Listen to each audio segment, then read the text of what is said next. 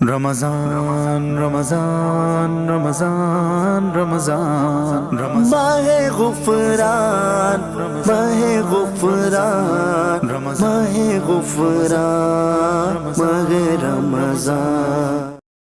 اللہ پاک کے بابرکت نام سے شروع جو بڑا مہربان، رحم کرنے والا اور دلوں کا حال جاننے والا ہے۔ اسلامک رینڈم فیکٹ سیریز کی ویڈیو نمبر 11 میں خوش آمدید۔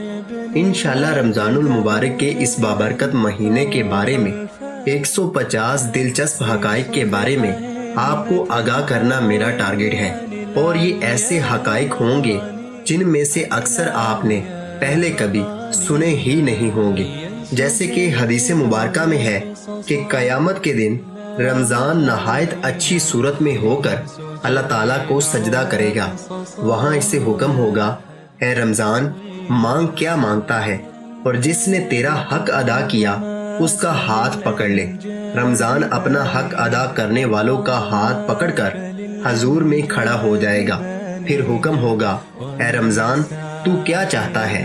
رمضان عرض کرے گا، الہی جس نے میرا حق ادا کیا ہے اس کے سر پر عزت اور وقار کا تاج رکھ دے۔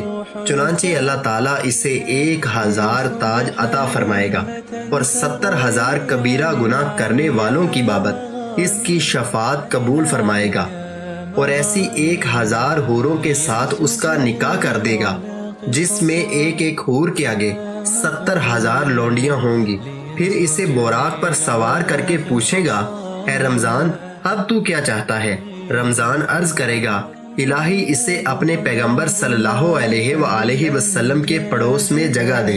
تو اللہ تعالیٰ اسے فردوس میں بھیج دے گا اور ارشاد فرمائے گا کہ اے رمضان اب کیا چاہتا ہے؟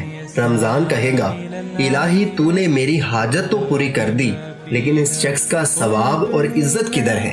چنانچہ اللہ تعالیٰ اسے سرخ یاقوت اور سبز زبرجد کے 100 شہر دے گا، اور ہر شہر میں 1000 محل ہوں گے، اور عنایت کرے گا۔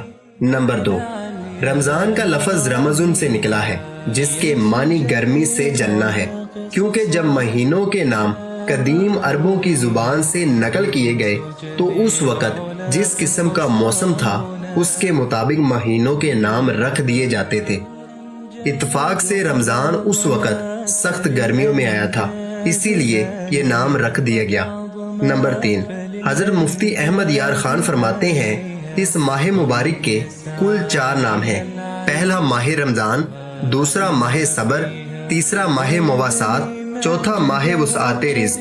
اس کی وجہ یہ ہے کہ روزہ صبر ہے، جس کی جزا رب عز و جل ہے، اور وہ اسی مہینے میں رکھا جاتا ہے، اس لیے اسے ماہ صبر کہتے ہیں۔ مواسات کے معنی ہے بلائی کرنا، چونکہ اس مہینے میں سارے مسلمانوں سے خاص کر اہل قرابت یعنی رشتہ داروں سے بلائی کرنا زیادہ ثواب ہے، اس لیے اسے ماہ مواسات کہتے ہیں۔ اس میں رزق کی فراخی یعنی زیادتی بھی ہوتی ہے، کیونکہ غریب بھی نعمتیں کھا لیتے ہیں، اس لیے اس کا نام ماہ وسعت رزق بھی ہے۔ نمبر 4، حضرت سیدنا جابر بن عبداللہ رضی اللہ تعالی عنہ سے روایت ہے کہ فرمان مصطفیٰ صلی اللہ علیہ وآلہ وسلم ہے کہ جب ماہ رمضان کی پہلی رات آتی ہے تو آسمانوں کے دروازے کھول دیے جاتے ہیں اور آخر رات تک بند نہیں ہوتے۔ جو کوئی بندہ اس ماہ مبارک کی کسی بھی رات میں نماز پڑھتا ہے تو اللہ عز و جل اس کے ہر سجدے کے عوض یعنی بدلے میں اس کے لیے 1500 نیکیاں لکھتے ہیں، اور اس کے لیے جنت میں سرخ یاقوت کا گھر بناتے ہیں۔ پس جو کوئی ماہ رمضان کا پہلا روزہ رکھتا ہے تو اس کے سابقہ گناہ معاف کر دیے جاتے ہیں، اور اس کے لیے 70,000 فرشتے دعائیں مغفرت کرتے رہتے ہیں۔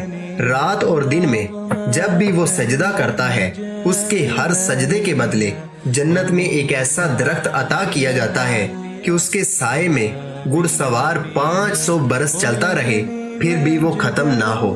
نمبر 5، حضرت سیدنا جابر بن عبداللہ رضی اللہ تعالی عنہ سے ہی روایت ہے کہ رسول اللہ صلی اللہ علیہ وآلہ وسلم کا فرمان ذیشان ہے کہ میری امت کو ماہ رمضان میں 5 چیزیں ایسی عطا کی گئی ہیں جو مجھ سے پہلے کسی نبی کو نہ ملی۔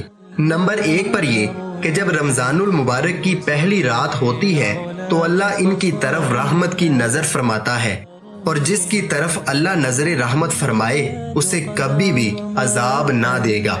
نمبر 2 پر یہ کہ ان کے منہ کی بو جو بھوک کی وجہ سے ہوتی ہے اللہ تعالیٰ کے نزدیک مشک کی بو سے بھی بہتر ہے۔ نمبر 3 پر یہ کہ فرشتے ہر رات اور دن ان کے لیے دعائیں مغفرت کرتے رہتے ہیں۔ چوتھے نمبر پر یہ کہ اللہ تعالیٰ جنت کو حکم فرماتا ہے کہ میرے نیک بندوں کے لیے موزین یعنی آراستہ ہو جا، ان قریب وہ دنیا کی مشقت سے میرے گھر اور کرم میں رحمت پائیں گے۔ نمبر 5 پر یہ کہ ماہ رمضان کی آخری رات آتی ہے تو اللہ عز و جل سب کی مغفرت فرما دیتا ہے۔ قوم میں سے کسی ایک شخص نے کھڑے ہو کر عرض کی کہ یا رسول اللہ، کیا وہ لیلۃ القدر ہے؟ ارشاد فرمایا، نہیں۔ کیا تم نہیں دیکھتے کہ مزدور جب اپنے کاموں سے فارغ ہو جاتے ہیں تو انہیں اجرت دی جاتی ہے؟ انشاءاللہ آپ کو رمضان کے مہینے کی ہسٹری اور روزے کی ہسٹری اور بہت سے فیکٹس بتاؤں گا جو آپ نے کبھی سوچے بھی نہیں ہوں گے۔ اپنا خیال رکھیے گا اور اس چینل کا بھی۔ اللہ حافظ، اللہ نگہبان۔